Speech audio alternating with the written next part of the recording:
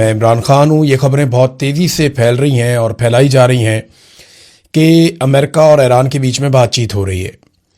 देखें, अमेरिका ने ये दावा किया है कि ये बातचीत का आगाज़ अमेरिका की जानिब से नहीं किया गया, ये आगाज़ ईरान की जानिब से किया गया।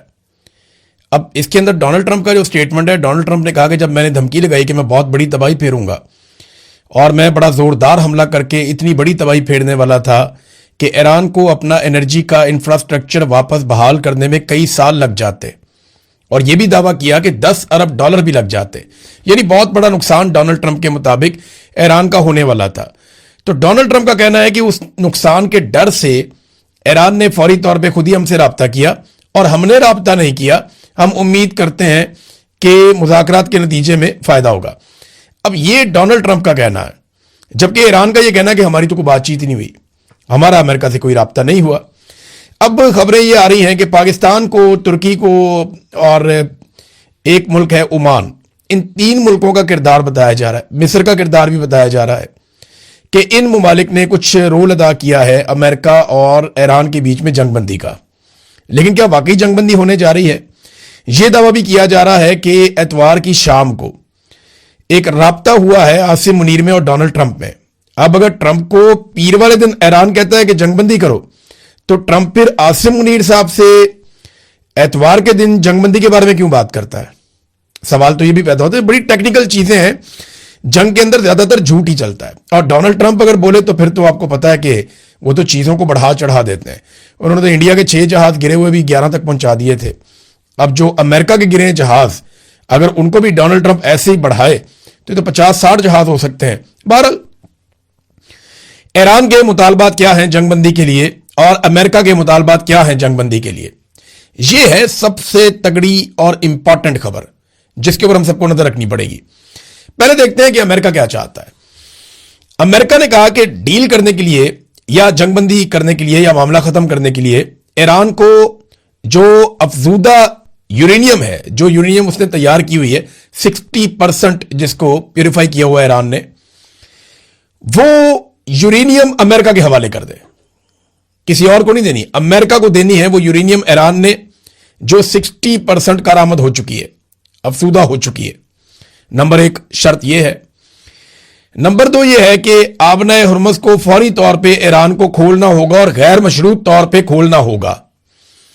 ये जनाब 2 चीजें डोनाल्ड ट्रंप ने कही हैं कि उन्होंने कहा जी ईरान की एक बड़ी काबिल एहतराम ईरानी शख्सियत से हमारी बातचीत हुई है और उसका नाम नहीं बताना चाहते, लेकिन मुश्तबा खामनाई नहीं है जिनके साथ बातचीत हुई है। तो इस किस्म की बातें डोनाल्ड ट्रंप ने की हैं। लेकिन अब ये अमेरिका के मुतालबात 2 हैं, मैंने दोनों आपके सामने रख दिए। आबना हुर्मुज़ को फौरी तौर पे खोल दें। नंबर 2, जो यूरेनियम है वो अमेरिका के हवाले कर दी जाए। अब अमेरिका के मुकाबले में ईरान के मुतालबात आप देखिए कि वो क्या है। ईरान के मुतालबात भी बड़े क्लियरली सामने आए हैं। ईरान की जो शराइत है ना, वो पहले दिन से 3 शराइत चली आ रही हैं। अब इसके अंदर इक्का दुक्का चीजें और शामिल हो गई।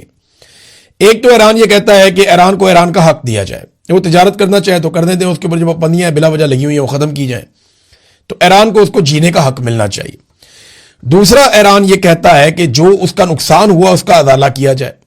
अब उसका अलग अलग तखमीना लगाया जा रहा है और कुछ दावे ये हैं कि ईरान 100 अरब डॉलर भी अमेरिका से मांग सकता है उस खसारे के नतीजे में जो जंग के नतीजे में ईरान को हुआ है, जितना ईरान का नुकसान हुआ है।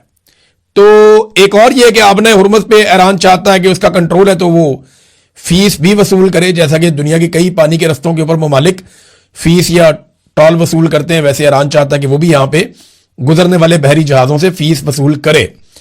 फिर ईरान एक और चीज चाहता है कि दोबारा जंग शुरू ना की जाए ईरान के साथ, इसके हवाले से कुछ मजबूत जमानतें दी जाएं। और यह भी ईरान चाहता है कि इसराइल जो है वो हिजबुल्लाह के ऊपर हमले भी खत्म कर दे, और खलीज में अमरीकी फौजी अड्डों की बंदिश भी उसके मुतालबात में से एक मुतालबा है। और माली मुआवजा तो मैंने आपको पहले बता दिया कि ईरान का मुतालबा। अब देखें ना कितना फर्क है। अमेरिका कहता है यूरेनियम दो, आबना हुर्मुज़ खोलो। ईरान कहता है गारंटी दो, आइंदा हमला नहीं करोगे। नंबर 2, जो नुकसान किया उसका पैसा भरो।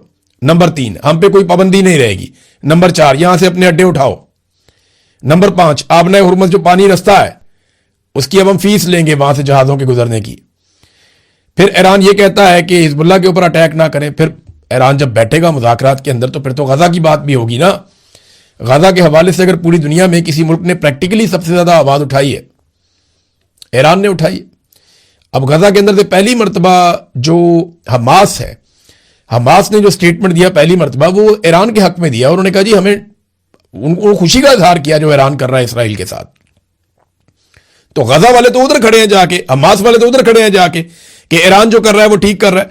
बहरहाल ये जो जंगबंदी है ना, इसके अंदर चंद सवालात पैदा हो जाते हैं और सबसे बड़ा सवाल यह पैदा होता है कि नेतन्याहू के पास ये आखिरी मौका है ईरान को तबाह करने का। अगर ईरान एटॉमिक पावर बन गया तो नेतन्याहू फारेगा उसके बाद, और अगर अमेरिका इस लड़ाई से निकल गया तो दोबारा कोई अमेरिकी सदर ये दुर्गत देख के इस लड़ाई के अंदर नहीं आएगा। तो नेतन्याहू ने भी कह दिया है हैरानकुन तौर पे कि डोनाल्ड ट्रंप की बात से मैं इत्तेफाक करता हूं। मिसाल के तौर पे उसका स्टेटमेंट मैं आपके सामने रखता हूं।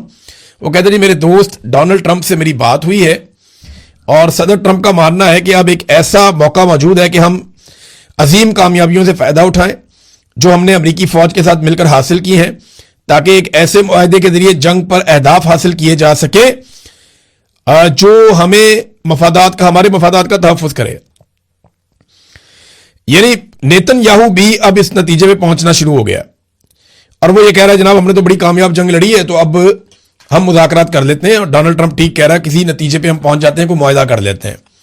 ये दोनों एकदम ये क्यों कहना शुरू हो गए, इसके बारे में बहुत सारे लोगों का ये अंदाजा है जो दिफाई तज्जियाकार हैं। वो ये कह रहे हैं कि अमेरिका हारी हुई लड़ाई में से नहीं निकलेगा। अभी तक अमेरिका को कोई फेस सेविंग नहीं मिली, अमेरिका को इस लड़ाई का कोई नतीजा नहीं मिला, बल्कि अमेरिका पूरी दुनिया में एक्सपोज हो गया। इसराइल का दिफाई निज़ाम, अमेरिका का दिफाई निज़ाम पूरी दुनिया के अंदर गंदा हो गया। अमेरिका के जो है वो 1.5 दर्जन के करीब तैयारे गिर गए हैं और लगातार उसे जंग में नुकसान हो रहा है। उसका बैरी जहाज जल रहा है पानी के अंदर, उसके इत्तेहादी उसको छोड़ गए हैं, कोई उसकी मदद करने के लिए नहीं आ रहा। डोनाल्ड ट्रंप इमदाद इमदाद चिल्ला रहा है लेकिन उसके पुराने इत्तेहादी उसकी मदद नहीं कर रहे। ऐसी सूरत हाल में अगर अमेरिका इस जंग से निकल जाता है तो ये तो बड़ी सुबकी वाली बात हो जाएगी, बहुत शर्मिंदगी वाली बात हो जाएगी। तो दो ही रीजन हो सकते हैं पाकिस्तान को बीच में डालने के। देखिए शहबाज शरीफ को अगर बीच में डाला है या आसिम मुनीर को, तो दो वजह हो सकती है ना। देखे ना, अगर सुपर पावर की सुपर पावरी हमारी मदद तक महदूद रह गई है तो फिर तो सुलह ही कर दे, इससे अच्छा है। यानी हम पाकिस्तान अब दुनिया को बचाएगा, दुनिया की मदद करेगा, अल्लाह करे वो दिन आ जाए, लेकिन इस वक्त तो पाकिस्तान अपने आप को नहीं बचा पा रहा। यानी हम दुनिया की सुलह कराने चले हुए हैं, पाकिस्तान के अंदर जो जंग चल रही है उसमें पाकिस्तान दहशतगर्दी की इतनी खौफनाक लपेट में है, उससे हम नहीं निपट पा रहे। हम दुनिया की हिफाजत कर रहे हैं, अपनी नहीं कर पा रहे। जो आलमी रैंकिंग आई है उसमें दहशतगर्दी में पाकिस्तान दुनिया में नंबर 1 हो गया। हालांकि हमारे पास है फेवरेट फील्ड मार्शल, किसी और के पास नहीं है, लेकिन हमारी ऐसी दहशतगर्दी में हालत हुई है, दुर्गत बनी है कि पाकिस्तान दुनिया में पहले नंबर पे आ गया है दहशतगर्दी से मुतासिरा ममालिक में। हालत हमारी ये है। तो हम अमेरिका को कैसे बचा सकते हैं? बहरहाल अमेरिका को हम पे ये तो ट्रस्ट है कि ये अपने बंदे हैं, वफादार लोग हैं, जो बात करेंगे ये वो कह देंगे जाके, और हमारे बगैर ये नहीं चलेंगे। अब या तो डोनाल्ड ट्रंप को शटअप कॉल मिल गई है कि लड़ाई से भागो, बंद करो इसको, हम नहीं लड़ सकते, या फिर डोनाल्ड ट्रंप टाइम गेन कर रहा है। देखिए ना, सवाल यह पैदा होता है कि क्या आसिम मुनीर अमेरिका को एक फेस सेविंग लेकर दे सकते हैं? तो जवाब है कैसे। अमेरिका को फेस सेविंग लेकर देंगे तो ईरान के अंदर मामला नहीं बनेगा, ईरान को कुछ लेकर देंगे तो अमेरिका में मामला नहीं बनेगा। तो बीच का रास्ता कैसे निकलेगा, यह है सबसे बड़ा सवाल। वो ईरान है, वो तो जान पे खेल कर लड़ रहे हैं। वो कोई ऐसी कंट्री है, ऐसी नेशन तो नहीं है जो कहेंगे ठीक है हम लात नीचे रख लेते हैं। वो तो कहेंगे लात ऊपर रखनी है अपनी। तो ये किस तरीके से करेंगे? अरबों से भी मशवरा नहीं किया जब अमेरिका ने लड़ाई की थी। क्या ये गारंटी आसिम मुनीर साहब दे सकते हैं ईरान को कि अमेरिका दोबारा अटैक नहीं करेगा? पिछली मरतबा बरतानिया, उनका जो सबसे बड़ा इत्तेहादी था, वो मुज़ाकरात में शामिल था, वो कहता हमें भी पता नहीं चला इन्होंने जाके अटैक कर दिया, अरबों को पता नहीं चला इन्होंने जाके अटैक कर दिया। तो ये शिकवा तो उनके इत्तेहादियों का भी था। तो गारंटी देना भी बड़ा मुश्किल है, अमेरिका को फेस सेविंग लेकर देना भी बड़ा मुश्किल है। और अगर लेकर देनी है तो किस नौयत की फेस सेविंग लेकर देनी है? बहुत अभी देखें ना, 4,500 अमेरिकी फौजी रस्ते में जो मिडिल ईस्ट में आ रहे हैं। अब उनको पहुंचने में और सेटल होने में 4-5 दिन का टाइम चाहिए। तो 5 दिन तो मांग लिया डोनाल्ड ट्रंप ने, और वो उसको एक जंगबंदी समझ रहे हैं, लेकिन जंगबंदी हुई नहीं है। अभी भी ईरान जवाबी हमले कर रहा है, और ईरान के जवाबी हमलों के हवाले से इन्होंने 6 ड्रोन मारे हैं शाम के इलाके खराबुल जेर में। वहां पे 6 ड्रोन मारे गए हैं, वो वहीं से उड़े थे, लेकिन ईरान की हमायतियों ने मारे हैं। ईरान ने खुद नहीं मारे, वहां पे अमेरिकन फौजियों के नुकसानात का भी इतला मिल रही है, जबकि 3 बड़े हमले जो हैं वो ईरान ने अभी किए हैं इसराइल पे और अमरीकी अड्डों पे, और उनकी जिम्मेदारी भी ईरान कबूल कर रहा है। यानी ये 3 बड़े हमले मजीद हुए हैं ईरान की जानिब से। तो लड़ाई ऐसे खत्म नहीं हुई, अभी लड़ाई अभी चल रही है। अच्छा, इसमें जो है ना वो एक चीज और है, डोनाल्ड ट्रंप के लिए अमेरिका में एक बहुत बड़ी मुश्किल पैदा हो रही है। ये वो मुश्किल से बचने का भी एक तरीका हो सकता है कि जंग बंदी करें। फिलहाल देखें अमेरिका में हम कैसे मैनेज करते हैं, क्योंकि 28 तारीख को हफ्ते के रोज अमेरिका में नो किंग्स मूवमेंट चल रही है।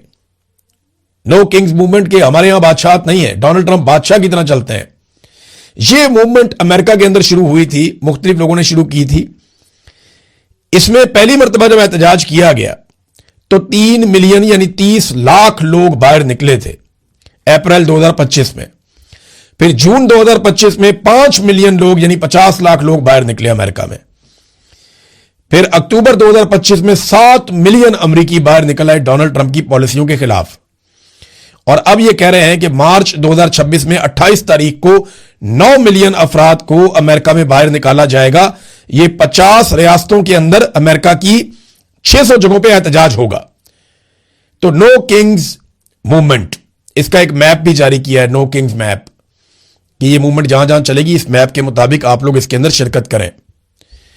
तो अमेरिका के ऊपर, डोनाल्ड ट्रंप के ऊपर इसका बहुत दबाव है। इतने बड़े एहतजाज अमेरिका में किसी सदर के खिलाफ माजी में नहीं हुए जितने बड़े एहतजाज डोनाल्ड ट्रंप के खिलाफ हो रहे हैं।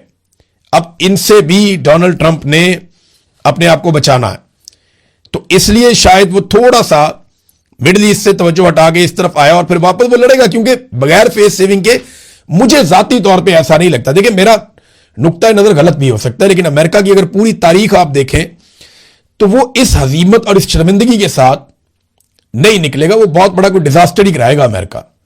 यहां से इस तरह अमेरिका इस लड़ाई से निकलना बहुत मुश्किल है। हालांकि हर दफा एक लड़ाई से बड़े लंबे अरसे के बाद अमेरिका बड़ी मुश्किल से ही निकला। फेस सेविंग किसी ने लेकर ही दी है तो लेकर दी है। पहले भी पाकिस्तान ने इनको अफगानिस्तान से फेस सेविंग लेकर दी थी, और अब क्या पाकिस्तान ईरान से इनको फेस सेविंग लेकर दे सकता है? देखे ना, अरब ममालिक अब तैयारी कर रहे हैं कि हो सकता है वो भी इस लड़ाई का हिस्सा बन जाए।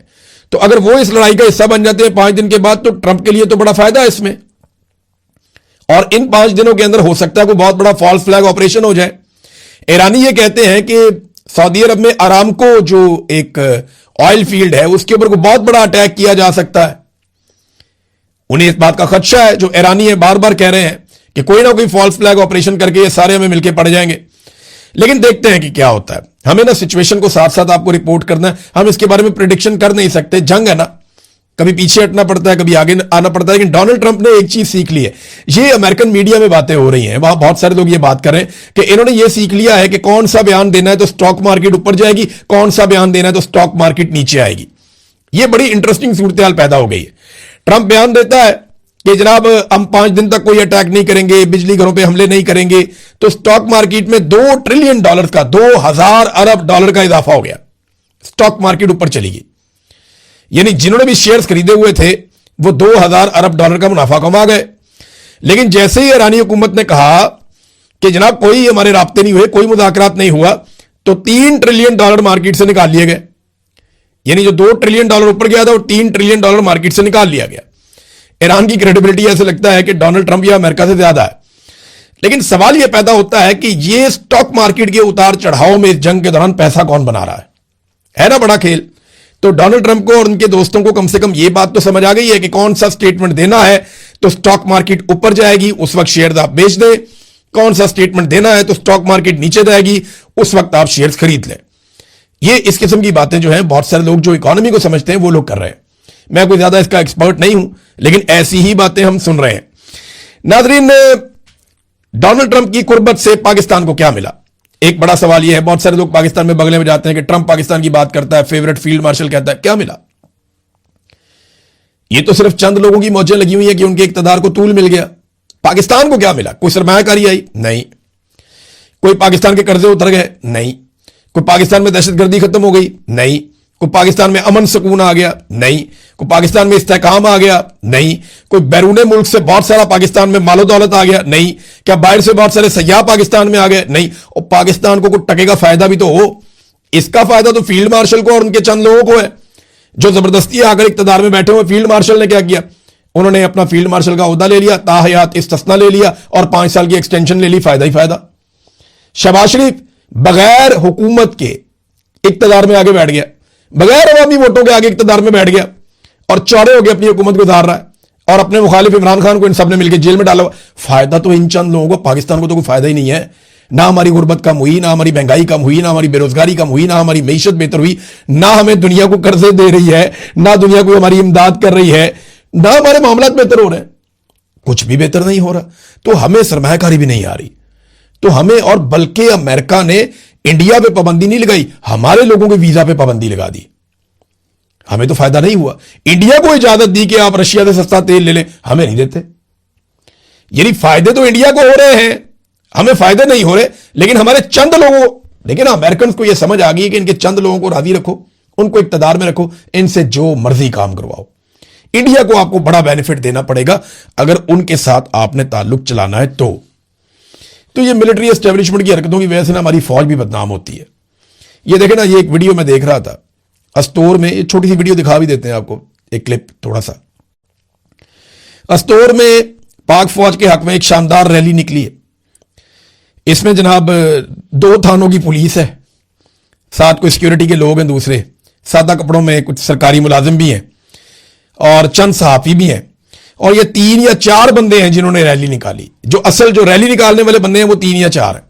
यानी अगर 3 और 4 बंदों ने रैली निकालनी है पाक फौज के हक में, ये हालात पहुंच गए हैं, तो पाकिस्तान की मिलिट्री एस्टेब्लिशमेंट को बैठ के सोचना पड़ेगा कि इतनी कुर्बानियां देने के बावजूद ये फौज के साथ उन्होंने किया क्या, कितनी बड़ी ज्यादती की फौज के साथ। और ये सब सियासत में गैर जरूरी मुदाखलत की वजह से, वो काम करने की वजह से जो इनके करने का नहीं था। भाई इनके करने का काम था दहशतगर्दी खत्म कर दे, पाकिस्तान को दुनिया में नंबर 1 बना दिया दहशतगर्दी में। इन्होंने जो काम करने वाला था वो किया नहीं, और जिस काम में हाथ डाला उसमें पाकिस्तान को डुबो दिया। मईशत में हाथ डाला, SIFC का सफेद हाथी बनाया, तबाही फेर दी, कोई चीज ठीक नहीं की। और हालात ये हैं इस वक्त नाजरीन, जो मैं अब आपको बता रहा हूं कि पाकिस्तान में लुटमार कैसे हो रही है। फैसल मस्जिद इस्लामाबाद, ये मैं इस्लामाबाद के सहाफियों को कह रहा हूं, जरा थोड़ा सा ना आप जाके इंक्वायरी करें। इस्लामाबाद के जो मेरे दोस्त हैं सहाफी, मैं उन्हें मौका दे रहा हूं कि वो जाके इसके ऊपर इंक्वायरी कर लें, वरना चंद दिनों के अंदर मैं ये सारी खबर देने वाला हूं। फैसल मस्जिद के पास E7 में डॉक्टर अब्दुल कदीर खान साहब, जो मोहसिन पाकिस्तान है, जिन्होंने एटम बम बनाया था, उनके जेर इस्तेमाल एक सरकारी घर रहा है। अच्छा बड़ा घर है, खूबसूरत। इस घर का किराया भी है ना 15-20 लाख रुपया महीना किराया होगा इसका, शायद इससे भी ज्यादा हो। बड़ा जबरदस्त घर है। वो घर इस वक्त रेनोवेट किया जा रहा है, धड़ाधड़ उसके अंदर सजावट हो रही है, कीमती सामान जा रहा है, और किसी खास शख्सियत के लिए उस घर को रेनोवेट किया जा रहा है। वो जो खास बड़ी शख्सियत है ना, वो रोजाना की बुनियाद पे जाके वहां पे अक्सर वहां जाके विजिट करके देखती भी है कि मेरा घर कैसा बनाया जा रहा है। तो बहरहाल ये आप चेक कर लें। और एक और चीज भी देख लें कि F6 में आईनी अदालत के जजों को करोड़ों रुपए के प्लॉट बांटे जा रहे हैं। इनसे काम क्या लेना, आप सारे अच्छी तरह जानते हैं। इनसे यही काम लेना ना, नाइंसाफी करवानी है, जो इन्होंने की है पहले भी। किसी की नशिस्तें किसी को दे दी, मिलिट्री कोर्ट्स के अंदर वो दें सजाएं आप लोगों को, तो ये इस तरह ज्यादती है ना ये। फिर एक बहुत बड़ा जज है नाजरीन, बहुत बड़ा जज है पाकिस्तान का, आप समझ जाएंगे कौन है। उस जज का बेटा इस्लामाबाद में और अपने कबीले के बीच में, वो अक्सर जगहों पे जहां बैठता है और बैठ के उसका बेटा ये कहता है कि मेरे बाप ने कबीले की रवायात को उड़ा दिया है, हमारी नाक कटवा दी है, मेरा बाप ने कंप्रोमाइज किया है, ये बहुत बड़ी ज्यादती है। वो बेटा है अपने बाप के बारे में, और बाप कितना बड़ा जज है, कितने बड़े जज के बेटे ने उसके बारे में हर जगह बैठ के वो ये बातें कर रहा है, अंदाजा करें आप। एक और जज है, वो भी बहुत बड़ा जज है, जनूबी पंजाब से इसका ताल्लुक है, आपको आइडिया हो जाएगा। तो ये जो जज है ना, ये बहुत बड़ी अदालत में बैठता है। इसके 2 भाई हैं, वो हर महफिल के अंदर जाके क्या कहते हैं कि हमारा जी ऐलान ला ताल्लुक ही है इस बंदे के साथ, ये बंदे ने तो सानू जलील करवा देता, ना इंसाफी की थी, बड़ी ज्यादती की थी, हमारे से कोई ताल्लुक नहीं है। ये जजेस अपने घरों में अकेले हो रहे हैं, इनको पहचाने आप। जो लोग इंसाफ दे सकते हैं उन्होंने इंसाफ नहीं दिया। मैं चंद जजेस के बारे में मुझे बड़ा शिकवा है, यानी पाकिस्तान के जो चीफ जस्टिस हैं उनसे शिकवा है कि वो इंसाफ दे सकते थे, या अफरीदी साहब, उन्होंने नहीं दिया।